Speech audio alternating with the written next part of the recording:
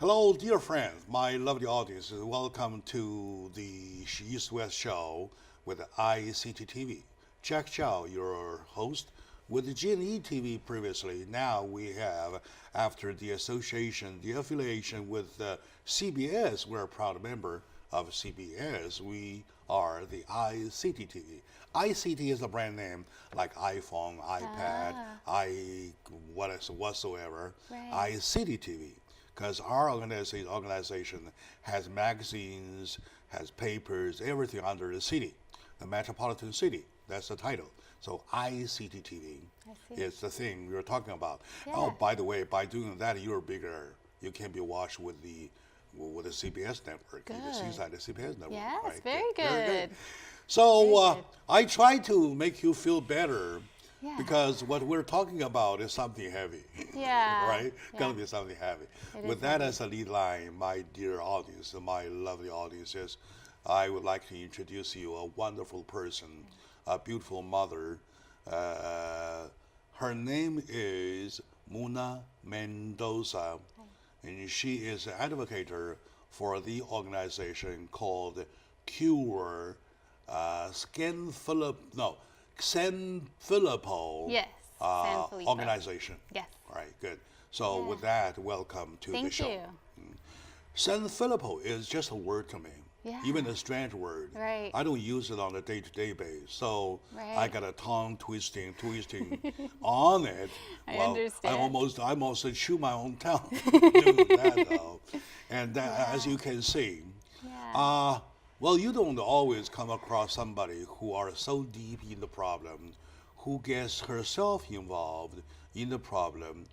I believe, plus the fact that we do not know the whole area, we're benighted of the whole area. So as a piece of education, as a call for love, as advocation on my side though, we put together the show. That's you. the whole thing, right? I So appreciate it. with that, welcome to the show. Thank you. Once again. Thank Okay. you. And we always started with a personal story, background, Yeah. your personal life, Yeah.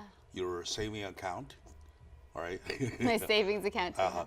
Your social Yeah. security, All of it, your right? ID, all right? No, I'm kidding. All right, keep those yourself. Yeah. So start yourself. Yeah. Your background, So please. I grew up in the San Gabriel Valley. Mm-hmm. I went to high schools here, went to college at the University of California, Santa Cruz. Came back, got my master's degree at University of Southern California, and it's in social work. I started to work as a social worker, got married to a wonderful man. His name's Henry. He works for the state of California as an insurance adjuster. I see. And then we had our first daughter. Went amazing. She's a healthy little girl, strong, smart. And then we had another daughter, and her name is Rose. When she was born, she was in the NICU for 3 weeks, and none of the doctors could figure out why or what was going on with her. Oh. And then after a while, I asked them, like, this can't just continue with you keeping us from her, because you can't really parent a child while they're in the hospital and they're newborn. So they sent us to Children's Hospital Los Angeles. And by that time, the problem that she was having of breathing too fast was slowing down and happening less often. The doctor at that point told me, your daughter's 1 in a million. I've never seen something like this before. But it resolved. So we took her home. She was a difficult baby. She was crying a lot. It was hard for her to be happy. Could never quite tell what was wrong. But we just kind of kept at it. When she got to 1.5, 2 years old, I realized that she wasn't talking much. She had a few words. Autism? No. So Rose is very, very friendly. And from being a social worker, I understood that most kids with autism have trouble with social contact, with looking people in the eye, touch, things like that. And that was Rose's strength. So she wasn't saying words, but she would take your hand and take you to what she wanted. She would look you in the eye. She knew if someone was happy or sad or mad, and she would try and comfort people who were sad. So she was very good interpersonally. So as a mom, my thought was it wasn't autism. She started to have ear infections all the time, meaning 2 a month. There was one winter where she had an ear infection the whole winter. So we were going to ENTs. They put tubes in her ears, and we also started her with speech therapy because she wasn't talking much. Speech therapy. Speech therapy at that point. So when she was 2 years old, we started speech therapy, and the thought at that point was that she wasn't hearing well because of all the ear infections. And so once we were able to get the ear infections under control, she'd be able to just begin to speak. And that happens for a lot of kids. It's, relatively common. We got the tubes in, and she didn't start to speak. We lost the funding for that speech therapy at her 3rd birthday, and her speech slowed down even more. So then that's when, as parents, we went into high gear and started really we changed health insurances, we changed doctors, we just kept looking for what is really going on. We went to a new pediatrician. I told her all of Rose's problems. So the biggest one was that the ear infections, trouble speaking. She couldn't move her hands above her head, which it's odd. Yeah, she was stuck here. She couldn't do this. That's odd, right? Other odd things like that she was having trouble with. And I thought, this has to be the brain, because it's too many parts of the body all together to be something else. So she was great. She got us back into speech therapy and also occupational therapy and physical therapy for Rose. So we have, and she also sent us to a neurologist. When we went to the neurologist, he said, I'll do a CT to make sure that her brain is what we see in her brain, but I really think this is a genetic problem. And he told me, don't look up what I think it is, because if I'm wrong, it will break your heart for no reason. It's too scary. Don't read about it. And he sent us to a geneticist to do the test. I see. When I went to the geneticist, she just kept asking me, does she look like your husband? Does Rose look like your husband? I was like, yes. I don't know why you keep asking me that. Comes to turn out that the geneticist looking at Rose could tell that she had a genetic disorder because it's affected the structure of her bones. And so she has coarse features, is what they call it. So she kind of knew from looking at her. She did all the tests. The test came back. The first one that came back was an X-ray, and it showed that it was very likely that she had MPS, which is the big category of the disease that Rose has. And that one basically, so what happens is that there's our DNA tells us to make an enzyme. That enzyme helps us break down sugars in our body, not like sugar we eat, a different type of sugar, and then it rebuilds the cells using that. I see. So kids with MPS don't have that enzyme, and so then waste builds up in their body. So I started reading, and there's many different types of MPS, and most of them have treatment that's enzyme replacement therapy. The enzyme they don't have, they put into their body. And there's problems, there's struggles, but there's some sort of treatment. But I realized that for Sanfilippo syndrome, which is one of those MPSs, there wasn't any FDA-approved treatment. No treatment. Just all the research I did, it was blank. So finally, we got the genetic report back, and that takes longer. It took 2 weeks, and it came back that So that was the moment it was diagnosed with the Sanfilippo syndrome. When we got the genetic report back. Which is the genetic problem. Right, and so that was February 23rd, Something with the DNA connection stuff? So both my husband I did go somewhere, search for the link, for the chain whatsoever. Right. They showed me something I couldn't understand. I see. They showed about the chain, that the whatever link, so on and so forth. So what happened, we have, in our DNA, we have the double helix. So there's 2 copies of everything. And for one gene, both of Rose's copies are wrong. Oh, I so see. I think of it as the DNA is the recipe. This is how you make the enzyme, and her recipe's wrong. So it tries to make it, and it can't. And so then she doesn't have the enzyme in her body. I see. And because she doesn't have that enzyme, it can't break down the waste, and the waste builds up. And so that's what's happening in Rose's body. She's 5 years old, right? She's 5 years old. 5 years old. Yeah. Last time I met her, she talked with me. Yeah. And she communicated, I would say, like a 5-year-old. Really? With me. So we've been working really hard. She has words. She doesn't have as many words as a 5-year-old. She can put 3 words together at most. So she doesn't have a whole sentence. She couldn't sit down and have a conversation. So she can say, I want eat.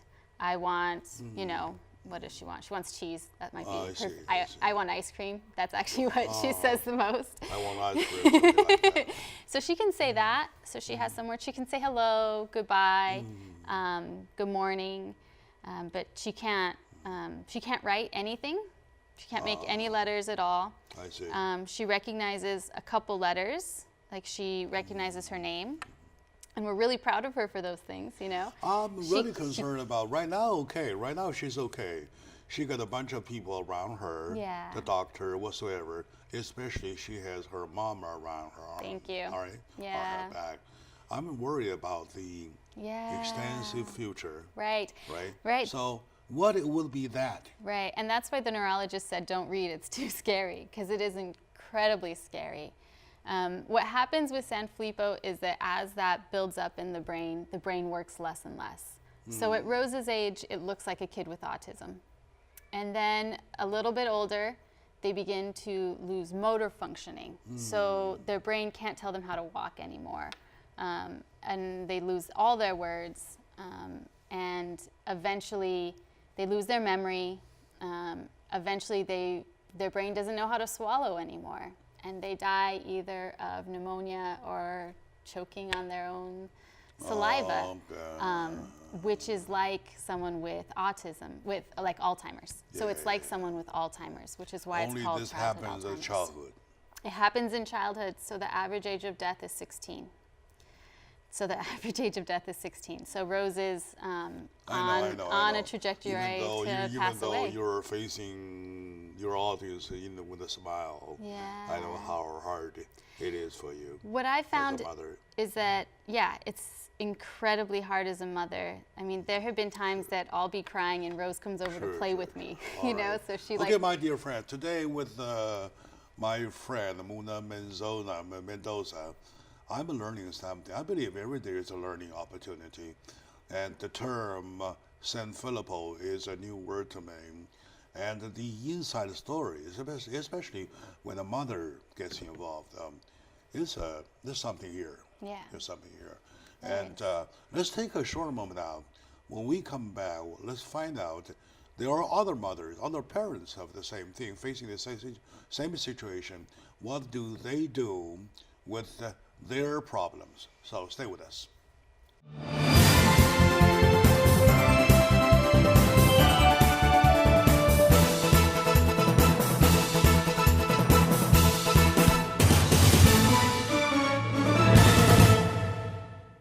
Hello, dear friends, lovely audiences.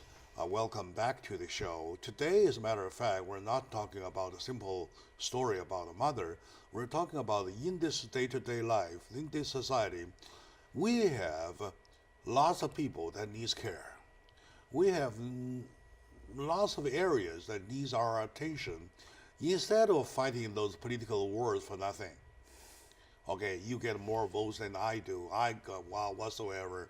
And you're on the left, I'm on the right. You look at me in a strange eye or something. And they are the argument that makes no sense. What does make sense is that you care for others, especially you care for those who need your help, right? With me is my good friend, Muna. Muna Mendoza is a social worker as a background, educated about, but she is doing everything in one role. Right, plus a mother, right? So back to your story, though. I believe, according to my study, there is about 1 per 70,000, and of course, each of them has their parents. Right. So what do those parents do with their kids? Because it's a rare disease, I like to say the doctors are trained. If you hear hooves, think horse and not zebra, and our Sanfilippo kids are unicorns. And so when we first got diagnosed, felt so isolated. Like there's nothing we could do. Our child's dying. We have to do something. What is there to do? And my husband, Henry, was able to find resources online of other parents. So there aren't many of us around. We're spread out all over the world, really. And so we began to talk online, and I came across the Cure San Filippo Foundation, which is a group of parents that our primary purpose is to raise funds for clinical trials to figure out what will save our children. And so that's what we do. And that's why I'm here today. The science is close to really being able to save our children. Like it's entirely possible that something will come about in Rose's lifetime, that she doesn't have to die at 16. I see. But it's not quite there. And it's not likely to be funded by the big pharmaceutical companies or governments because it's so rare. It's not all these children, but the pharmaceutical companies aren't going to sell a ton of it because it's rare when they find a cure or a treatment, an effective treatment. But every child deserves a chance. Every child deserves a chance to have their best life, and that's what we're fighting for. It's also, the research is about the brain and about DNA, so it's going to help all of us figure out what does it mean. We know so little about. We're just figuring out how the brain works, how our DNA works, and all of the research is around that.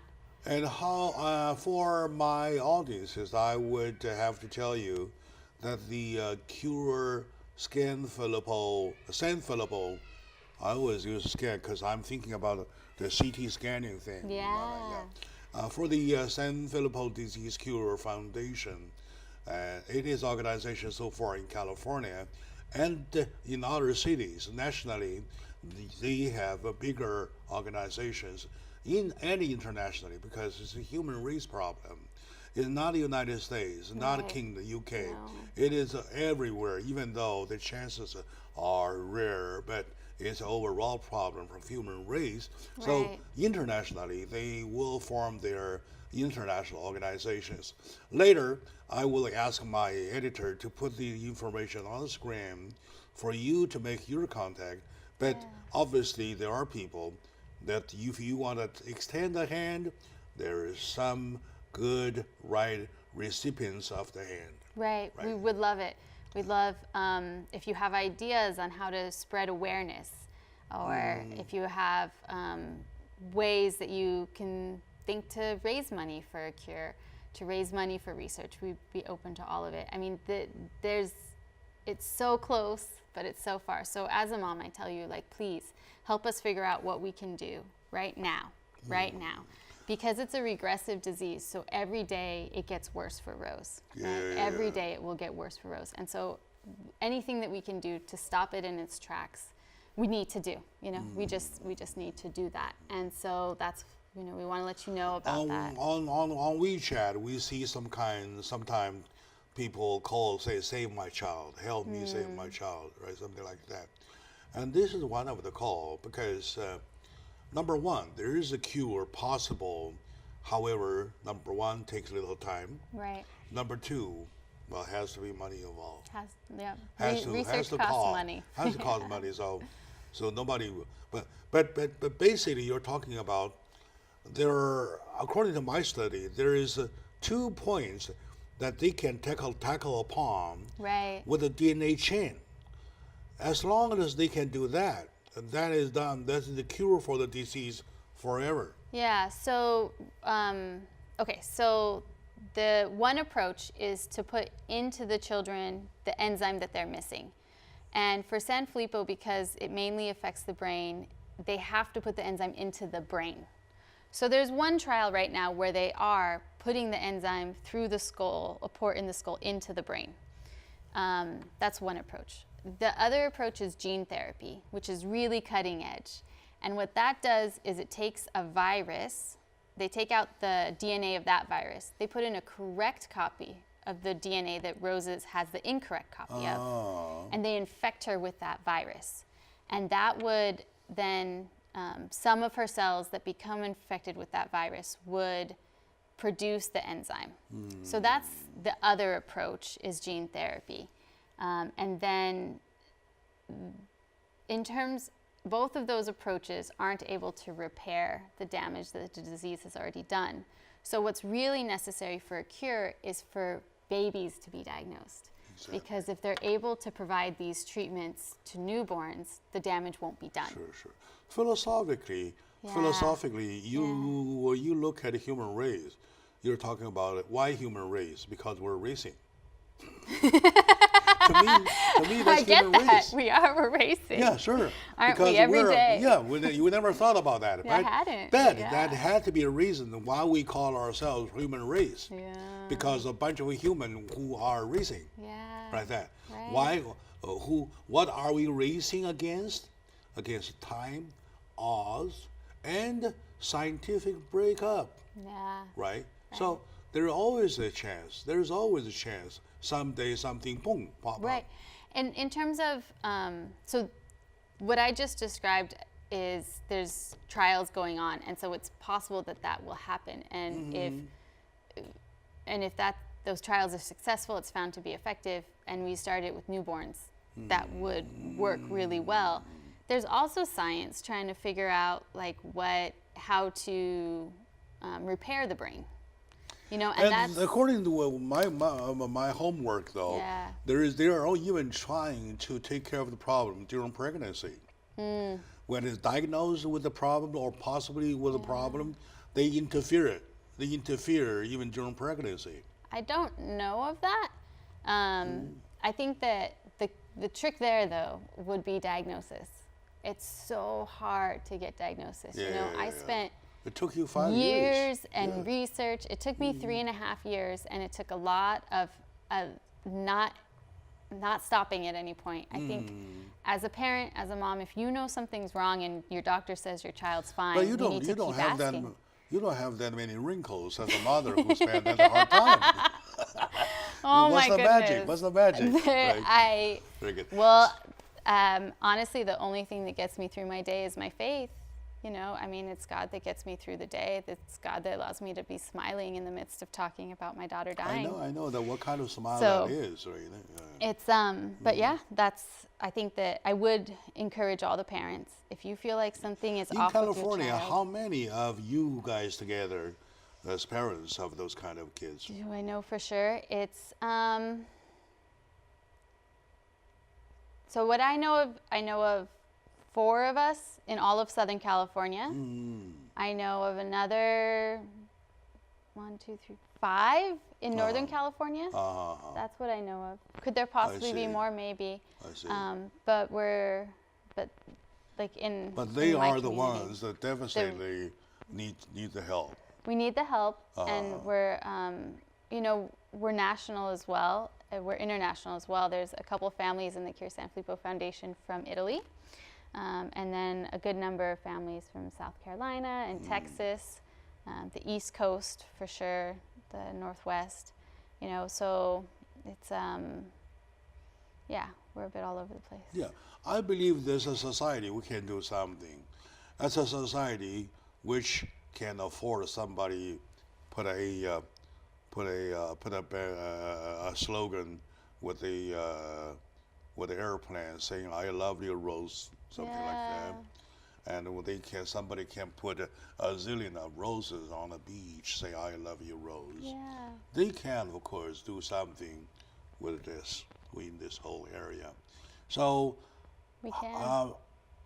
I always believe you never know who are among my audiences, right?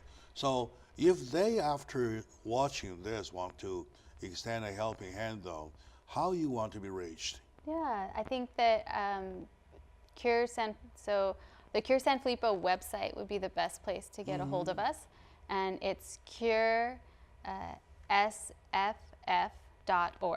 for Cure San Filippo Foundation.org. curesff.org. For San Philip Foundation. Yes. San Filippo Foundation. Yes. Right. All right, good. And my dear audiences, today we're talking about a rare disease. We're talking about a mother of a big heart and also a social worker of a big heart. She's not only thinking about her situation, her only situation, her daughter, but there are mothers and there are parents, there are whoever suffering the same thing she suffers from. Right. So putting together as an effort, they want to make a voice that can be heard by people who are having the same kind of a heart like I have. Do something, right? Okay, my dear friend, the information is on the screen. Just follow that, do something while you can, all right? So stay with us. We'll be right back. When we come back, though, we'll bring Rose, the well-loved daughter, and we'll see how lovely she is, and we probably can communicate with her a little bit, because the last time she did with me quite well. Stay with us.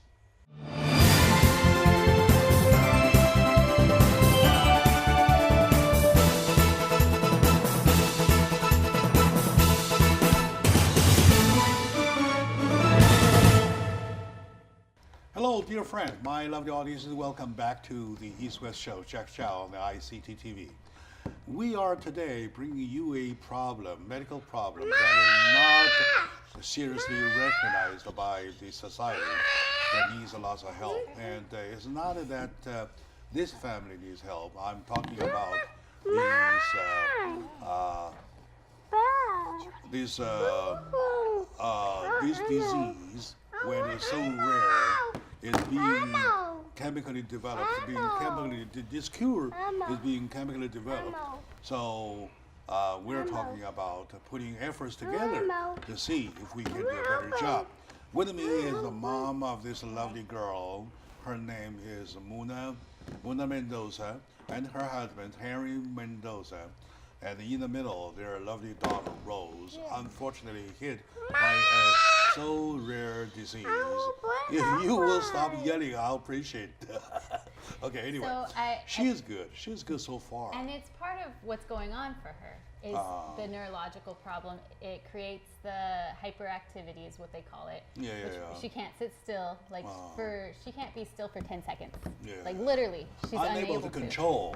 Unable to control. Yeah, to the situation. Right, okay, right. She cannot. Of course, she's a lovely baby, and you got a beautiful pair of eyes and the eyebrow. Look at the eyebrow, yeah. And I know how they feel to face the situation. Harry, when you learn about the problem, what did you do and how it impact you?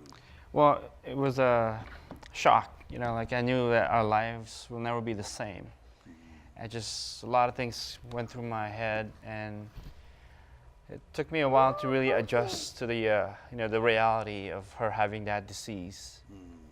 Yeah, it took us some time, and we had to change a lot of things with our routine, everyday routine. Okay. Yeah. What do you do for a living? I work for the state. Oh, you work for the state? Yes. Good.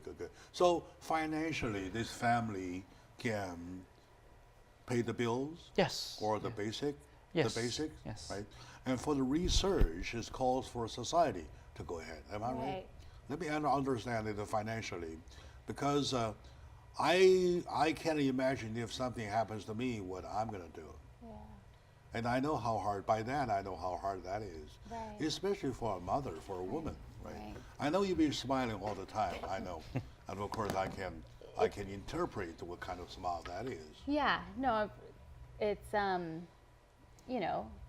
if I allow myself to cry, I don't know if I would stop, right? So I smile instead. Sure. I think that so we're happy to do the basics. We're happy to support our family, but to do a clinical trial is millions of dollars. So obviously we don't have millions of dollars, but if everyone puts in a little, it can get up to those big sums, to do the trial. We have had to change our day-to-day life, and that does create extra costs. So Rose can't be safe in the kitchen. We have to move things around. As a matter of fact, Rose is only one of the problematic child, right? And there are many of them. Yeah. Right. When I do my study, I found out that there's even though rare case, but still, enough to be paying a lot of attention on. Yes. One out of every 70,000, right? That's quite a number already. Right. So And I really want to make a call on behalf of the society. As a community, I believe we can do. When there are people who can afford like private jet for somebody Yes. to, for political favor though, of course they can do this little baby a little favor or something like that, right? Right. And of course, there are people like me who make a limited amount of money. I can't do a private check. I can do a check. How about that? Yes. Right? I can't do a private jet. I can do a little check about that. Right? For that, I call my friends to look at the screen to do that. Something possible for the society, something positive to the society, and never negativity. We have enough negativity already. As a media normally never evolve in this, but I do. All right, I want to be a vanguard for the right media doing the right thing. How about that? Thank you. Let's call off for Rose, and she's doing okay, right? So we can hang on. We can still hang on. Sure. While she's behaving, though. Yeah. All right, good. Very good. So, think, what is your day-to-day life with her? Yeah, our day-to-day life with her. We've added behavioral therapy to help us figure out what we can do to help her get through bath and hair brushing and teeth brushing, because when she gets frustrated, either she doesn't understand. Oh, she told me this morning you did the crown. Yes. Yeah, Headband. It's you a heard headband. that? Yeah. You heard that? Yeah. She is in love with the idea of being a princess. And she's stuck on that idea. All right, good. So if I'm going to brush her hair, it's for a crown. If we're going to get dressed, we call it a princess dress. Just to get her involvement so that I she's see. willing to follow directions. She watches lots of TV. Yes, she does. That's for sure. What can I say? That's it. Okay. If I'm going to do the dishes or take a shower, she has to watch TV because she can't sit still. She when she gets frustrated, she hits, she kicks, she bites. So trying to, and she's not trying to be mean. She's not unruly or unable. It's not that we aren't teaching her to behave. It's that her brain isn't quite working. And so she doesn't always understand what's going on around her. And so then she becomes frustrated. Obviously, lots of patience. Lots of Her patience. talking about. Yes, lots of patience. And to be honest with you, I'm not saying I don't like her. Yeah. I'm saying that for her to be with me, well, I would say 5 minutes, 6 minutes. Well, that's enough, I right? understand. Right. Yeah, sure. it's As a mom, you're in it. You can't get away from it. Right. I know how it is. Yeah. So nighttime though, do you have a whole night's sleep? Well, No, I get more sleep, than my wife. Yeah, you're the breadwinner, right? Well, we both are actually. We both work full time. I see. Oh, you work full time. I work full time. Yes. Oh, that's even more amazing. So we're blessed in that I've been able to. She goes to school, and they're working with her and trying to get her to talk more, and working through that. I see. And then we've also found a preschool that takes kids with special needs and without. So she's in class with other kids who are autistic and as well as kids who are neurotypical. And so that's where she is while I'm at work. So Rose does get up in the night. We take turns is how it works. So one of us will have a full night's sleep and the other one won't. So Do you argue between yourselves? I mean, of course. You got to do more. Right? You got to do more like that. Do you do that? I mean, It happens. It's Yeah. I mean, we're both really committed to trying to do our best for her. I think what does happen is Rose will be very loud, yelling in the house, and we're trying to talk to each other. We're like, what? Huh? What? Oh, like just now. Like Just now. I was doing my lead line. You're like trying And to say she was something. busier than I am. Right? Yeah. Oh, good. That's very good. You found that? Oh, you did it? Oh, good. Very good. So, Rose, can you right now, Thanksgiving coming, right? Yeah. I know it is a moment everybody feel thankful Yeah. about for still. Well, in my case, I'm thankful for being still alive. Something like that. Even that, right? What at this moment though? What are you guys, starting with you, feel thankful about for what the society can do?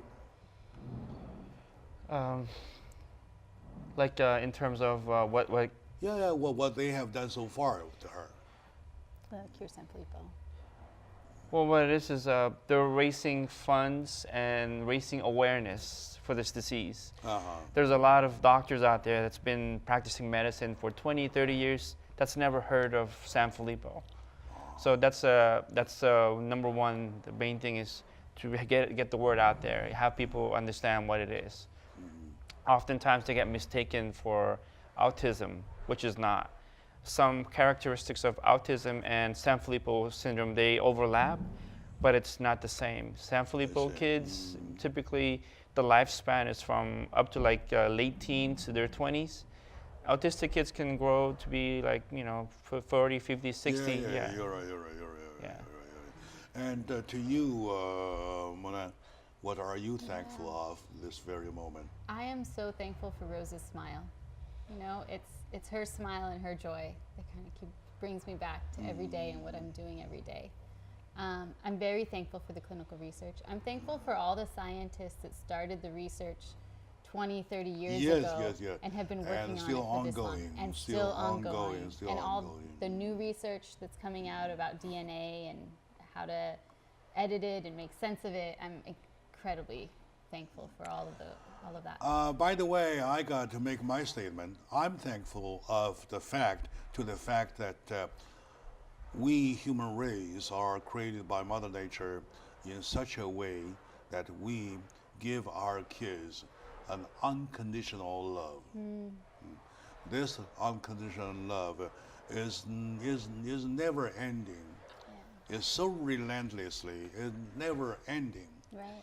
And of course, to give to them, to a mother, a kid's smile on the face is all she wanted as reward. Right.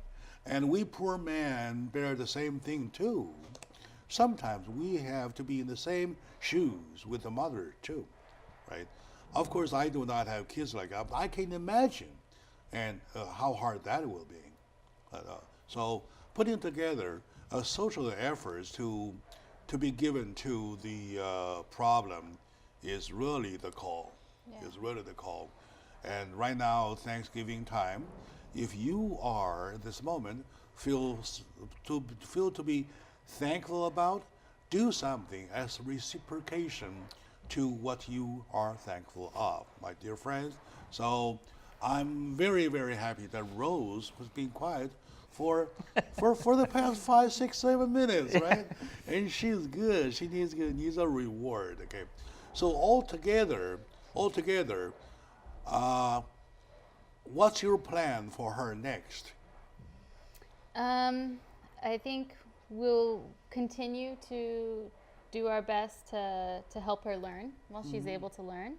And largely we'll just have to see what comes, and stick with her through whatever it will be. I don't know if, we don't know what's to come.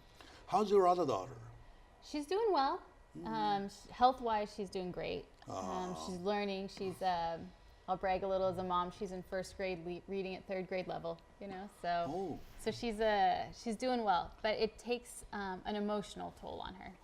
Very good. So she's had to kind of make sense of hospital visits and make sense of Rose getting the attention instead of her and things like that. And we try and talk through it with her, but it takes a toll. So them twos are getting along all right? So our older daughter is just the most reasonable child I've ever met. And she understands that Rose doesn't understand. And so she doesn't, so if Rose grabs something from her, she doesn't try and grab it back. So good. She All right, really good, is good. a big sister. How old is she on top? She is, Cecilia is 7. All right, Cecilia's only 2 years on top, right? Cecilia's Okay. 6. Right. Well, she's turning 7 next year, February, so it's not that So far. I'm glad Hey, you can Rose, edit Rose, these Rose, things. Rose. So can I Rose. say that again? Yeah, So Cecilia is 6. And she'll be 7 in February. So I she's see. only a year and a half older than Rose. A year and a half older. Yeah. Hey, Rose, do you love Cecilia? Cece. You do. She loves Sissy, huh? I'm afraid. Oh, she comes back? No. What about Cece? I'm afraid. You run? I'm afraid. Run in the back. I'm afraid. I see. Yeah, I see. you want to Good, go good, running good, around good. with Cece. What do you like to play with Cece? I'm around. You like to run around? I'm afraid. What else, Rose? What else do you like very to play? Mm-hmm. Can you tell us? What do you want to play? And you around and For Run for around. as much I understand with little homework about this disease, she's right now behaving super excellent. Yes. Yes, at this very moment. At right? this very Super- moment, she's doing yeah, amazing. now I can do that. And she's It took about doing took about amazing. She has the screen. 3 hours to do the homework, and I believe that I can judge that what she behaves is super excellent. She's doing well. Oh, say All right, excuse now me. it goes. Yeah, yeah. Now Yes. it goes. What do you need? Phone. Yeah. All right. So she's doing well because she's using the phone. Okay, all right. Okay, my dear friend, my lovely audiences, let's take a very short moment out. We come back, we'll keep Muna here, and we'll have Rose a little break. She needs to run, all right? Run around. And she needs to run around a little bit, and I believe Henry will do the job, all right? So we'll be back.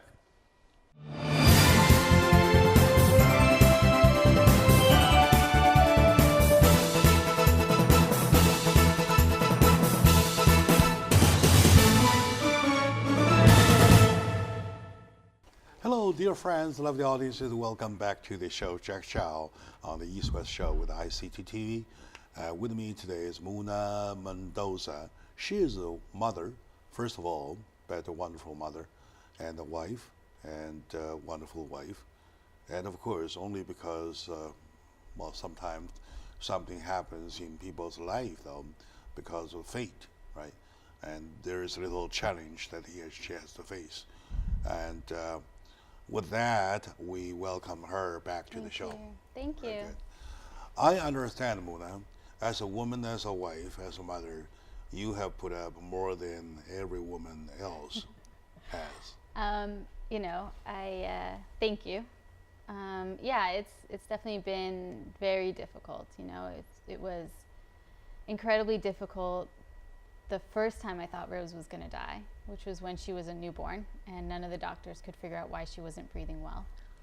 That was the first time I thought about it. It's I think as a woman, it's almost it's in our body in a way. It's physiological. When our children aren't doing well, we feel it, like literally feel it. And then as she was older, I was very hopeful that she would be just fine. And then as she had one problem after another, it hit me hard. So my day-to-day life now, I really do try and focus on her smile, on her laughter, but it's hard. She recently she's been getting up very early in the morning, like at 4 a.m, and she's ready to play. So you know, she'll Ready to play. yeah, she'll sit Ready up to have fun. ready. Okay. And she doesn't sleep well at night, so she'll wake up at 4 a.m, and I'll be very tired. She's like, ready. So we try and do our morning routine, which she fights, you know. But you have a job to do. Yeah, so, well, this is all before work. So I work before work, you know. I try to get her through her morning routine, get her off to school, and I have to, you know, work hard to help her get through that routine, stick with her, pay attention to her, Exactly. walk her through step by step, the steps that she's able to do, prompt her to do, the steps she's not able to do for her, And while she's fighting me. Yeah. And so I'm convincing her and singing songs and playing to make it a game so that she stays calm through it. Then I take her to school most days. There's a lot of communication with her school. She's the only kid with San Filippo they've ever had. So You work full time. So I work full time. So a lot of communication What do you with her do? school. I'm a clinical social worker. Uh, So my work life is very emotional and stressful as well. I love my work. I love advocating for Rose. I love helping her as well. So in the evening. not only, excuse me for saying this, Yeah. not only do you have a stressful life, you have a stressful work Yes. also. Yes. Right? Yes, I do. And you take that as a challenge, and you love be challenged. I think one of the lessons I've learned with having a child with a terminal illness is that every moment matters. Like time is precious. Every minute matters. There isn't time to waste. I see. Because at some point,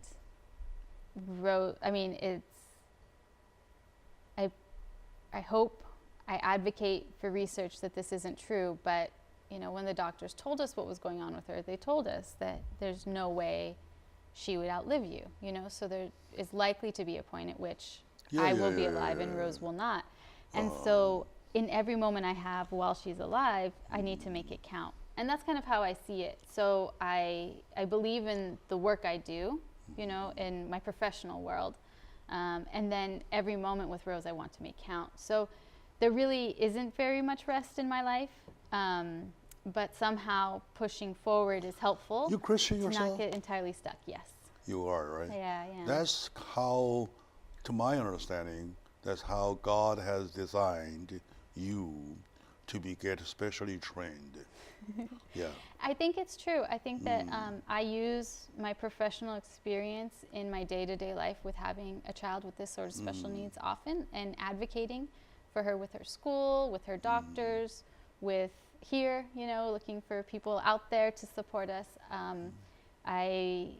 So yes, I was trained in that way. I also, and even just making sense of big feelings. Has there been a moment when you were pushed so much to a corner, you think something else? Yeah, of course.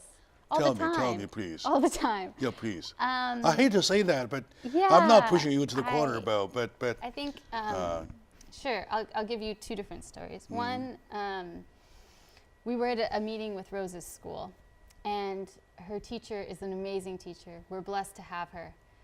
She understands her job is getting these special needs children ready for kindergarten so that they can be successful adults. And she said something to the effect of like, we're a long way from getting Rose ready for kindergarten. And I was like, she won't ever be ready for kindergarten. Like this disease is such that she won't be an adult with a career, with a life, she won't be so she won't ever be ready for kindergarten. We're not going to get her to speak in paragraphs, like it's not going to happen. And so I had to make that clear to this teacher so that she wasn't pushing Rose to do things she couldn't do, and then Rose becoming violent. And in doing that, I had to tell myself that too. Yeah, you're right. And for weeks, I was incredibly sad, kind of like, what's the point of trying all this? What's going on? And a lot of prayer, helped me kind of come back to what I have is what's in front of me. And what's in front of me is Rosa smiling, which is why when you ask like what I'm thankful for, that's Has what I hold there on any to. moment that you even thought of giving up? Well, Or not at all?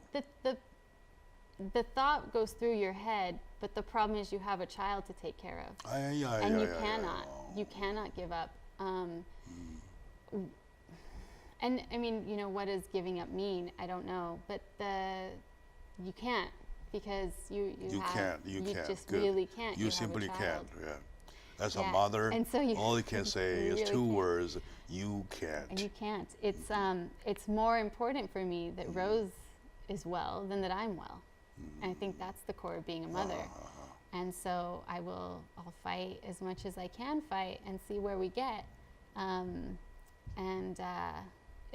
The other part that's really tough in my day-to-day is the uncertainty. Like, what is ahead for Rose? I have no clue. That kind of reminds me. No clue. That kind of reminds me of my mother. When I was little, even though I was not a victim of any disease, though, but I was naughty enough to be one of the most hard to deal kid on earth. That's a quotation from my mom, right? And she has to keep a good relationship with the window glass guy, because I play soccer ball on the street. I broke windows all the time. Right. And she has to do everything to put up with me. And I can't is the word. Really. Back then we were poor, right? So she can't give up. People say, hey, that little guy, I probably want that one. Can I adopt him? She says, I can't. Right. So life is such that when you have to face, you have to face, right? Thank you for Mother Nature. Thank you for the heart. Yeah.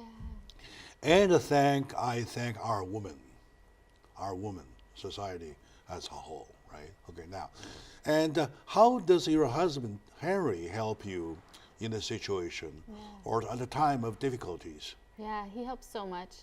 I think one of the big things is that he's there for me. So when I'm spending so much time being there for Rose, you know, and close to falling apart myself, he'll be like, okay. He's a handsome What guy. do you need? Yeah. All right, Yeah, good. happy Lucky to be you. married. Sure, I right. am. And it's so he helps me remember to take care of myself. He plays so well with Rose. You know, sometimes he reminds me to slow down a little. I'm in this fight full force, and he'll be like, okay, one day at a time. You know, let's take it little by little. So yeah, he plays so well with Rose. He'll take her at night. Obviously, you guys try to comfort each other. Yes. When you're upset, he does the job. When he's upset, you do the job. Yes. Things like that, Yes, right? yes. And there's no third hand to help anyway. You don't have a grandpa thing. No one lives with us. Henry's parents are in the Philippines, and so when they're here, they're able to help.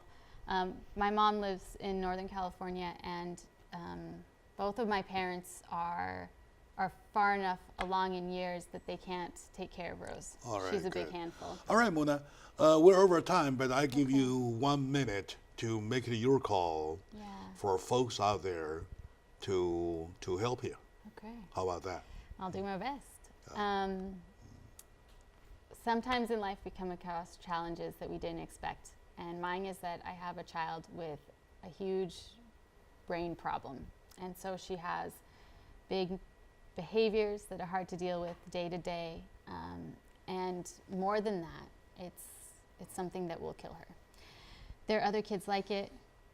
It's a genetic problem, and in being a genetic problem, it's something that would benefit all of us to understand. The research is close. Like, it's around the corner to be able to really help these kids. And so with it being around the corner, the more that we can fund it, the faster it will go, and the more children's lives will be saved. So that's what I'm doing here. I'm here asking you to help us save some lives. And I partner with the Cure San Filippo Foundation, who's a group of parents, all of whom have children who we're trying to save their lives. And it's in giving to that research that we're able to do so. So I come to you with an opportunity to do something amazing. It's not often we get to save someone else's life, but you really can. And I encourage you to visit the Cure San Filippo Foundation website to reach out to us. We'd be happy to talk to anyone who's interested in other ways that they might be able to help, but please take a look at these beautiful children, happy, joyful, in the midst of all their suffering and struggling they are, and please support us in saving their life. After all, it's Thanksgiving time. I call upon my folks to do something that, for reciprocation for anything that you feel thankful about. How about that, right? Yeah. So, it's the right time doing the right thing. My dear friend, we're over time. I really wish we have 70 minutes in an hour. So we'll see you probably next time with a little bit. When you see the response, you let me know. All right? Okay, Good. I'd love to come back. So we'll see you next time, my dear friends. Thank you. Thank you for watching. And for you, thank you for sharing. Thank you. Good luck to you. Thank you. Yeah.